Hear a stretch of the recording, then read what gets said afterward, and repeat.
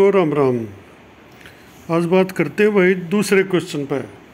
क्योंकि जज साहब ने दोनों ने बड़े ही सोच विचार कर सख्त सा डिसीजन लिख रखा है। काफ़ी सारी चीज़ें क्लियर की है इसको जितने पढ़ते जाएंगे। अब दूसरा सवाल इन्होंने खुद उठाया है और खुद उसका जवाब भी दिया है, और इस वीडियो में बहुत कुछ क्लियर हो जाएगा कि सुप्रीम कोर्ट में क्या हो गया, आपको खुद ही पता चल जाएगा। If the answer of question A is in the negative, whether the direction are liable to be issued in favor of candidate who were eligible as per the advertisement number 2/2012 and had already passed their state examination earlier, and whether they are entitled for appointment in pursuance of the same in preference to candidate who had got the benefit of the letter of the state government dated 20/4/2015, when the coordinate bench had disposed of the cases as infructuous set 1 in अंतिम कुमारी case. देखो भैया क्या कहना चाहो है, क्या वो direction उनके हक में नहीं इशू होनी चाहिए थी जो कि 2012 के अंतर्गत एलिजिबल थे और जिन्होंने स्टेट एग्जामिनेशन क्लियर कर दिया था 2012 की लास्ट डेट से पहले? क्या उनको प्रेफरेंस नहीं दी जानी चाहिए थी उनके ऊपर जिन्होंने जो एलिजिबल नहीं थे उस लास्ट कट ऑफ डेट पर, जिन्होंने गवर्नमेंट के लेटर 20/4/2015 का फ़ायदा बेनिफिट मिला है, और उसी कारण उसी बेनिफिट पर उस सरकार के एफिडेविट के कारण अंतिम कुमारी का जो केस था वो डिस्पोज ऑफ कर दिया था, ये जज साहब ने कहा है। अब इसमें इसका जवाब देते हैं खुद। अभी उनको प्रेफरेंस क्यों नहीं दी गई जो पहले एलिजिबल थे, जबकि दी जानी चाहिए थी। The argument of the counsel for the writ petition in the 6th bunch of cases, यानी कि 6 केस होंगे, seeking writ of mandamus to be issued to them, यानी ये जो 6 पिटिशनर थे, 6 बेंच ऑफ पिटिशनर थी केसेस की, ये एक परमादेश चाहते थे, एक आदेश चाहता था on account of the fact, इस फैक्ट पर that they were already eligible, वे ऑलरेडी एलिजिबल थे as per advertisement number 2/2012 is well justified. इसको हाई कोर्ट की डबल बेंच ने वेल जस्टिफाइड माना है, सही माना है। अभी इनको प्रेफरेंस दी जानी चाहिए थी क्योंकि ये ऑलरेडी एलिजिबल थे। अब आगे कारण बताते हैं। Where in successful candidate who were originally selected and recommended are being sought to be moved out, लेकिन हुआ क्या है, जो ओरिजिनल लिस्ट थी, सिलेक्टेड लिस्ट थी, वे मूव्ड आउट कर दिए, बाहर कर दिए गए। ये गलत हुआ। इट इज़ सेटल्ड प्रिंसिपल, ये एक स्थापित सिद्धांत है न्याय का, that candidate have to be eligible. अब देखो ये जो बात मैं हमेशा कहता हूँ, सेटल्ड लॉ, ये वही बात आ गई। सेटल्ड प्रिंसिपल है that candidate have to be eligible, candidate को एलिजिबल होना पड़ेगा on the cut off date, which in the present case was 8/12/2012। Cut off date पे एलिजिबल होना पड़ेगा जो इस केस में 8/12/2012 थी। एडमिटली persons who were not having the requisite qualification as per the rules, ये हमें मानना पड़ेगा कि वे आदमी जिनके पास या जो रिक्वेस्टिंग क्वालिफिकेशन थी इस एडवर्टाइजमेंट की एज पर the rules had approached this court and a wrong concession given by the learned advocate general. अब ये साफ कह दिया गया, कोर्ट ने मान लिया कि जिन आदमियों के पास उस डेट को, लास्ट डेट को रिक्वेस्टिंग क्वालिफिकेशन नहीं थी, वे इस कोर्ट में आए एंड ए रोंग कंसेशन, और एक गलत जो है ना इनको छूट गवर्नमेंट के लर्नड एडवोकेट जर्नल द्वारा दी गई, गलत दी गई है, रोंग कंसेशन बोल दिया ना, साफ कह दिया भाई। Haryana on the basis of communication dated 20/4/2015, यानी 20/4/2015 का जो कम्युनिकेशन है वो एक रोंग कंसेशन दी गई इनको, which will be discussed under question C, जो आगे क्वेश्चन सी होगा ना उसमें डिस्कस करेंगे वो क्यों दी गई। अभी इस केस की बात कर लेते हैं।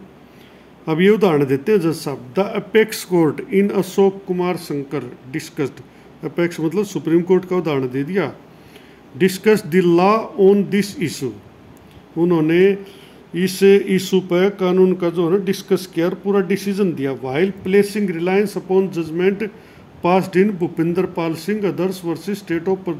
पंजाब, और ये शंकर के मंडल बिहार का, M.A. Murthy state of Karnataka, केंद्रीय विद्यालय संगठन एंड अदर, ये 4-5 केस जो है ना उदाहरण दिए सुप्रीम कोर्ट के। अब उसका वो कोर्ट भी दे दिया है भी क्या कहा था सुप्रीम कोर्ट ने, एपेक्स कोर्ट ने।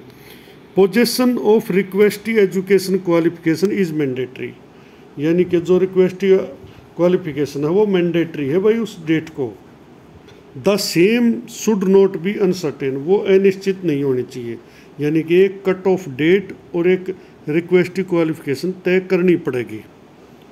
अनिश्चित नहीं होनी चाहिए। If an uncertainty is allowed to prevail, अगर इस प्रकार अनिश्चितता अलाउड की गई, द एम्प्लॉयर यानी जो नौकरी देने वाला है यानी कि बोर्ड HSSC सरकार would be flooded with application of ineligible candidate, यानी वहाँ पर बाढ़ आ जाएगी इन एलिजिबल कैंडिडेट की एम्प्लॉयर के पास। एक cut off date for the purpose of determining the eligibility of the candidate concerned must, यानी कि एक कट ऑफ डेट एलिजिबिलिटी को निर्धारित करने की कंसर्न मस्ट है, ज़रूरी है। देयर फॉर बी फिक्स्ड, इसलिए वो फिक्स की जानी चाहिए। In absence of any rule और any specific data having been fixed in the advertisement, अगर एडवर्टाइजमेंट में कोई रूल या कोई डाटा फिक्स नहीं करेंगे, the law therefore as held by the court would be the last date for the filing of application, अगर इस प्रकार नहीं करेंगे तो उसमें कानून का पालन नहीं हो पाएगा। इसलिए कानून यह कहता है कि एक लास्ट डेट आप हर बात की फिक्स करो, हर नौकरी की, हर चीज़ की कट ऑफ डेट और रिक्वेस्टी क्वालिफिकेशन तय होनी चाहिए। अब आगे पॉइंट में क्या कहता है, ये भी सुप्रीम कोर्ट के डिसीजन बता रहे हैं। आप आगे फिर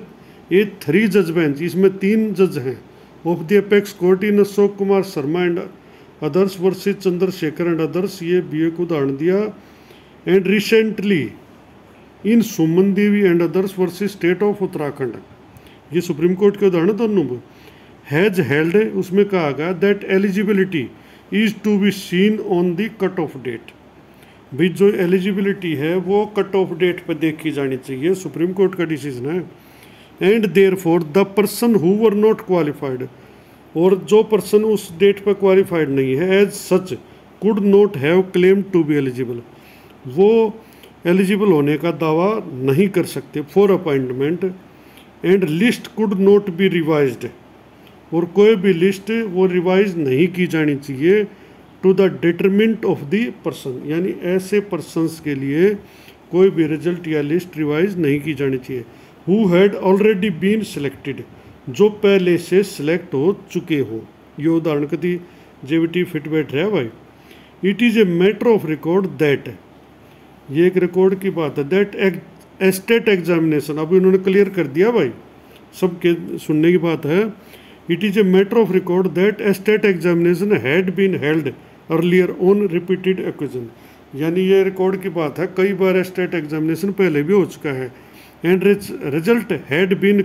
डिक्लेयर्ड फर्स्टली ऑन 15/10/2008, यानी पहला रिजल्ट आया भाई 15/10/2008 को, दूसरा आया 17/10/2009 को अनदर रिजल्ट, एंड सेम उसी साल 2 हुए। And in the same year 22/12/2009 for a similar test held result had been declare, एक और आया।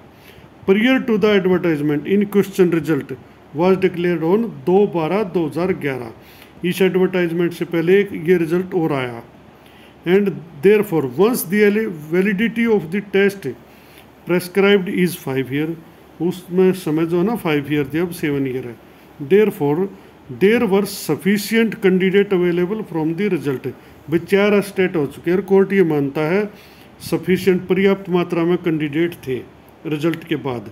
इन 4 टेस्ट 4 स्टेट उस टाइम तक हो चुके थे, starting from firstly on 15/10/2008 since the cut off date was 8/12/2012, यानी इन्होंने कह दिया भाई 2008 से 2012 तक 4 स्टेट हो चुके हैं थे और सफिशियंट जो ना कैंडिडेट उपलब्ध थे। अब साफ करते हैं बात को। It is also pertinent to mention that the division bench itself had also noticed in अंतिम कुमारी, डिवीजन बेंच ने ये खुद नोटिस किया है इन अंतिम कुमारी case, that the petitioner should give the details, यानी कि जो पटिशनर थे अंतिम कुमारी में उनको अपनी डिटेल्स देनी थी, as to whether they had appeared in state examination at any time, क्या वो कभी भी स्टेट एग्ज़ाम में अपीयर हुए थे, and what was the result, और अगर अपीयर हुए थे तो उनका क्या रिजल्ट था, and whether they had any opportunity to appear in the examination before 2012, यानी उन्होंने ये अपडेट देनी थी कोर्ट को कि भाई क्या उन्होंने आज तक कोई स्टेट दिया है तो उसका रिजल्ट क्या रहा है, और क्या उन्हें आज तक मौका ही नहीं मिला 2012 तक, ये क्या है कोर्ट ने और खुद नोटिस किया है। Necessary affidavit were not filed, यानी अंतिम कुमारी केस में ये एफिडेविट मांगा गया था इन 2013 वालों से, लेकिन ये जो ज़रूरी एफिडेविट था ये फाइल नहीं किया गया। एंड द स्टेट गवर्नमेंट, और राज्य सरकार हैड रोंगली एक्टेड, उसने गलत तरीके से एक्ट किया अपॉन दी साइड कंसेशन, ये जो छूट दिया ये गलत की, देखो साफ बोल दिया जज साहब ने। Though no direction had been issued,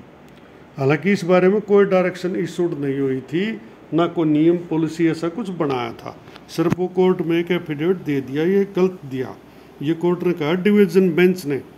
the same was to be determinant of the candidate whose name had already been sent to appointment wide letter dated 20/8/2014 for both rest of Haryana and Mewat cadre, यानी कि जो पहले से नाम भेजे जा चुके थे 20/8/2014 को, उनके लिए भी ठीक नहीं रहा, ये गलत हो गया उनके साथ भी। The issue at that point of time before the coordinate bench was also regarding only 415 vacancy, यानी कि जो खाली रही थी 389 वो उनका इशू था सिर्फ ब्रांच के साथ, उस जो बेंच थी उस टाइम उसके सामने, which had not been filled, जो नहीं भरी गई थी, which would be clear from the letter dated 20/4/2015, and thus show cause notice issue to the candidate on account of the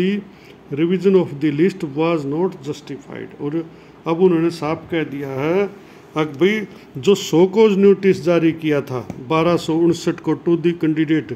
on the account of revision of list, यानी जो list revise कर उनको सो cause notice जारी किया 2017 में, was not justified, वो justify नहीं किया जा सकता, वो टोटली रॉन्ग किया सरकार ने भी कोर्ट ने भी, ये डबल बेंच ने साफ कर दिया है इतने उदाहरण देते हुए। In the fact and circumstances and interest of the said candidate are liable to be protected, यानी सारे फैक्ट और परिस्थितियाँ देखते हुए जो ये कैंडिडेट है 1259, इनका हित जो है ना प्रोटेक्ट किया जाना चाहिए, इनके हित की रक्षा की जानी चाहिए। हु हैड रिक्वेस्टिंग क्वालिफिकेशन, जिनके पास सारी रिक्वेस्टिंग क्वालिफिकेशन थी, and had already pass the state examination prior to the cut off date, और उन्होंने कट ऑफ डेट से पहले स्टेट भी क्लियर कर रखा था।